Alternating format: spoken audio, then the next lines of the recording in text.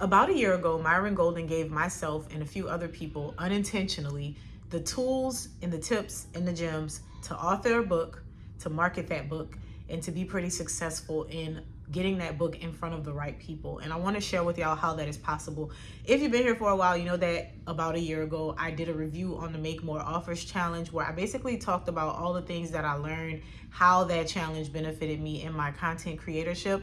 And this is pretty much a year follow-up on me doing the things consistently that I learned from that challenge, but more specifically how it helped me in the book writing space and why it's important. First of all, I think that everyone should write a book. I did not see the value or the importance of that until after the challenge, and I started to realize that writing a book is one of the easiest products that you can put out. And one of the things that Myron Golden talks about is this fact that putting out something like a book is you do the work one time and now you have something that is going to reward other people and you forever. Rewarding other people because they can buy the book and get the tools that they need, but rewarding you monetarily because every time somebody buys your book, you actually get paid. And he was generous enough to actually show us the back end of what that looks like. And this is one of the books that he was talking about at the time, was a book that he wrote in the 90s. And I was shocked to see that it almost grossed him at the time of that challenge, which was in April, $200,000 for that year. So a book that he had written in the 90s or the early 2000s was a book that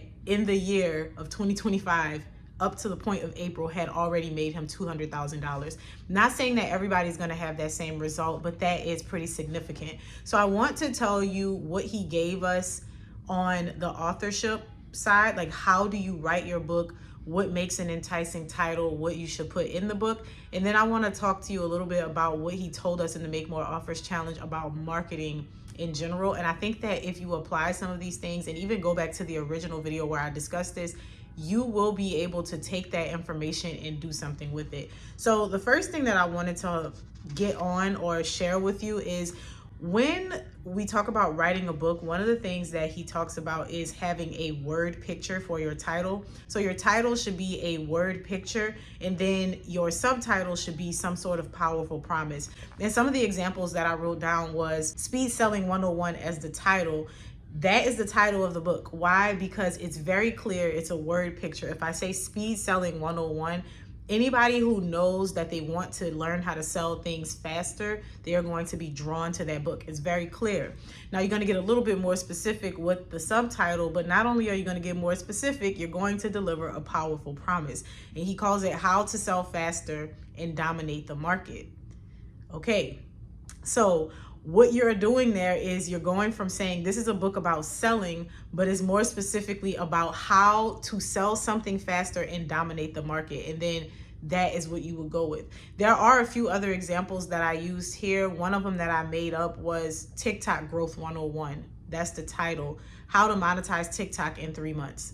That's the powerful promise. I'm going to show you, if you read this book, everything that you need to do to monetize TikTok in 3 months. Is that the book that I wrote? No, that's just an example. And so if you can wrap your head around the fact that yes, you may have great material and you may have a bunch of things that you want to put in the book to help the next person, if your book is not marketable, it's probably not going to sell, because we like to say we don't judge a book by its cover, but we all do. Nobody picks up a random book that does not intrigue them and decides to take it home. Even as an avid reader, you're probably looking at books, picking them up, checking out the cover, and that's the thing that draws you in to make you want to read it, or the title will draw you in to make you want to read it. So just as much energy and effort as you put into the material of the book, you should also focus on making that information accessible and readily available by being intriguing on the cover of the book. Now, as far as what you put in your book, I think that this is going to vary, but something else that he said when we were in the challenge, which I have the book that he was referring to, is called Boss Moves. And he said, is anybody here offended by the fact that everything that we're talking about in this challenge is actually in my book? And the answer is no, nobody's offended, because even if the principles are outlined in the book, there are going to be things that he covers in that challenge that are not in the book, because we got the opportunity to ask questions. We got the opportunity to be in a live setting where obviously there's going to be more in-depth discussions of these things. But it begs the question Why do we feel like everything has to be new and original and we have to work so hard to be super creative when all you need to do is take what you already know, maybe sometimes what you've already taught, and package it into a book? And so how did that help me with my book? I took something that I had been doing live, and I was discussing this with one of my group members in my mastermind, that I no longer want to be in a space where I'm running challenges all the time because it's just exhausting for me. I want to move to a space of hosting a webinar, and then from that webinar, I want to connect those participants to another program. And that program is not going to be 5 days back to back to back. It's a once a week program over the course of 12 weeks that I really think is going to be much more beneficial. And so I took the same strategy that Myron Golden used in his Make More Offers Challenge and his book, Boss Moves, where he basically said the Make More Offers Challenge, he was able to take that material and put it in book form. Here is the key. Something he described, and he did not give us the specific avenues to do this, so do your research and find what works best for you, because that's exactly what I did. You take the transcript from the thing that is a class recording. This is for my people who are in the coaching space. You do live challenges. If you have material that you present regularly and you know that you can make that material into a book, take the transcript from the videos. I was doing a 5-day series, very similar to the Make More Offers Challenge, where we covered a specific topic every day in womanhood. And the idea was, at the end of this program, you are going to recognize your patterns of self-sabotage, come out of them, and walk into your purpose and your womanhood and be more successful in doing that. And so I was able to take the transcript from each one of those days. Each day is maybe an hour and 10 minutes max. Take the transcript and get the transcript edited. You spend a lot of time editing it, but again, once it's done, it's done. This is something that you can do in a matter of 30 days. You can do it even faster if you have somebody else outsource it for you, but it's probably beneficial for you to do most of it yourself so you can get your thoughts together. But all you're doing is taking the transcript from each day. So you're taking that, and it'll maybe amount to 30 pages per day, depending on how long you were speaking. And then you clean it up. You take all the colloquialisms out of it. You make it very polished. You fix the grammar. You organize your thoughts. But if you were diligent and you had your presentation organized already, the thoughts will be organized. And so now I have this framework for a book that all I have to do is edit, rearrange some topics, make it a little bit more aesthetically pleasing, break down some topics, add in a few assignments, add in these things. And so I'm not starting from zero. I'm starting from material that I've already put out. And that was a huge thing for me, because while I had put out a book before, this book that I was working on, I was like, this is going to take me so long. I don't know how I want to organize my thoughts. And when he said that, mind you, this was not something that I don't think he intended to share it. Somebody asked a question, and the question that that person asked, which is why you should get VIP if you're going to do his Make More Offers Challenge, the question that they asked led him to that point. And he was like, I'm just not going to hold anything back. I'm going to tell you.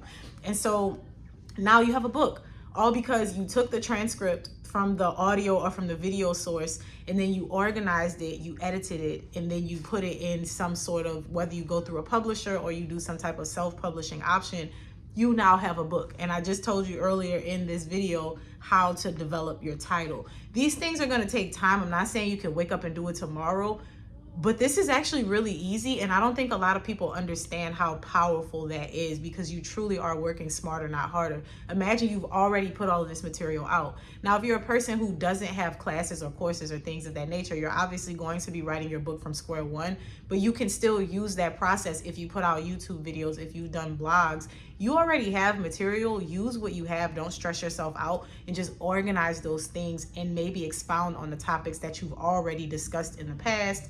Change them up a little bit, make it appropriate to whatever the topic is that you're going to cover in your book. And that's basically it on how to write the actual book. Everything else after that, once you have the book, is just about marketing it and putting it in front of the consumer, putting it in front of the appropriate audience. And one of the things that he talks about there, this was really more so about how you get lead magnets. Whether or not you want to use lead magnets is completely up to you, but I thought that what he said about the lead magnets was just powerful in general as a marketing tool. Most of the time, we're trying to tell people how to solve their problem. If you're a weight loss coach, you talk to people about how to lose the weight.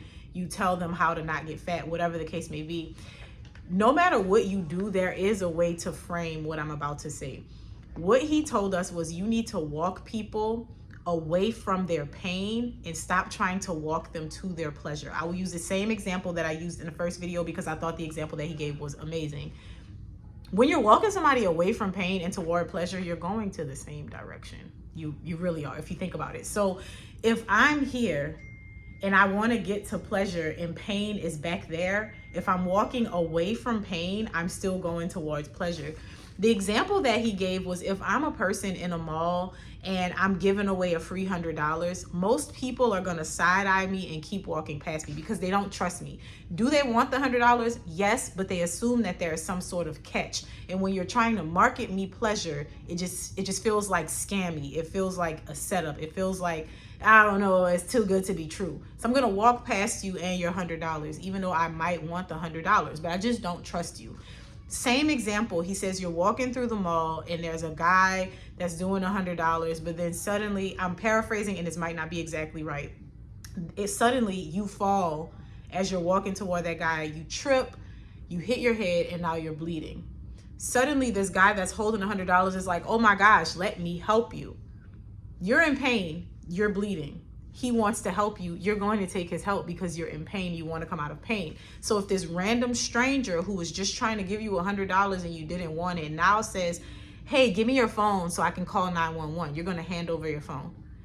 Hey, unlock it for me so I can call 911. You're going to unlock it. You're not thinking he's going to steal from me. And you're going to do all of those things more likely than not because you want to come out of pain. And so that's the example that he gave. Now, how does that apply to your marketing and to your positioning and how you phrase things? One of the things that I stopped doing, because I would say how to have a healthier marriage, how to exist happily in your womanhood. Those were terrible examples. Even naming some of the products that I had, Wifey Bingo, Wifey Challenge. These are things that are vague, but they're also just pleasure focused. They're giving you the solution, but it wasn't painful enough that they could see themselves in it. And so the way that I started changing it was, one of the things I did, there was a 12-week year template that I had. I was just calling it the 12-week year template. I retitled it, How to Not Be a Loser in 12 Weeks. People were downloading it like crazy. And every time I talked about it online, that's what I discussed. I said, you're stuck in the same place because you keep doing this, this, and this. And the only way you're going to stop being stuck is if you do this. And so I'm not saying, here, let me show you how to live a perfect life. I'm saying you're suffering because you're doing this, this, and this. And if you just stop doing this, this, and this, you'll be okay. And so I was leading people away from the pain that they were having instead of focusing so much on trying to give them the pleasure. And so I did that with my lead magnets, but I also started doing it in my content. So all of my videos, all of my podcasts, all of my short form videos, all of my blog posts, even my emails that I was sending from marketing, I started seeing more conversions because I stopped focusing on trying to solve a problem. And I was still trying to solve the problem, but I wasn't bringing them to the happy solution. I was pulling them out of the misery. And so not every single one of my issues was like that. And as a matter of fact, as you start to warm up your audience, you can kind of switch it back to pleasure. But that was something that helped me significantly with growing my audience, with drawing people toward me. And it wasn't rocket science. I was still talking about the same topics. I just revisited some of the things I had discussed before and reframed the way that I discussed it so that it was not walking toward pleasure and it was walking away from pain, which again, same direction. So if you can learn how to do that, and this is for people who aren't even writing a book, if you can learn how to do that, your marketing will be so much better. And then there was another thing that I wanted to share. There's two more things that I wanted to share. These are just important notes that I think that you should have. So one, he talks about this fact that people buy because they value the transformation more than they value their money. This is for your book, but maybe even if you have other products. Something I struggled with was, well, why would people pay this much money for such and such? Or I don't know if people would pay for this. And that statement helped me so much with that, because again, even in my own existence, there are things that I will buy that I can justify and it's more expensive, but it's because I saw the value in it. But then there are things that might cost the same amount of money, but I don't want it because I don't see the value in it. And everybody is like that. So not everybody sees the value in going to buy $100 pair of shoes, but people who don't see the value in $100 pair of shoes, they find value in $100 something else, whether it's $100 dinner, $100 date, $100 vacation, trip, whatever the case may be. Everybody has their own thing.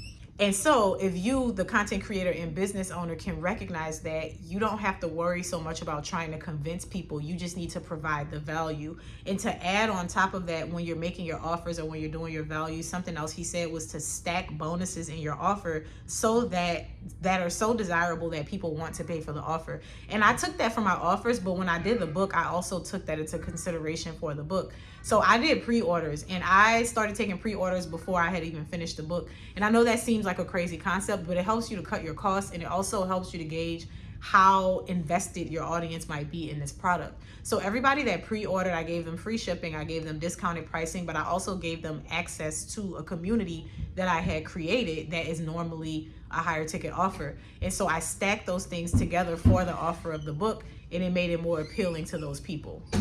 And the last two things that I want to share, one of them is very quick.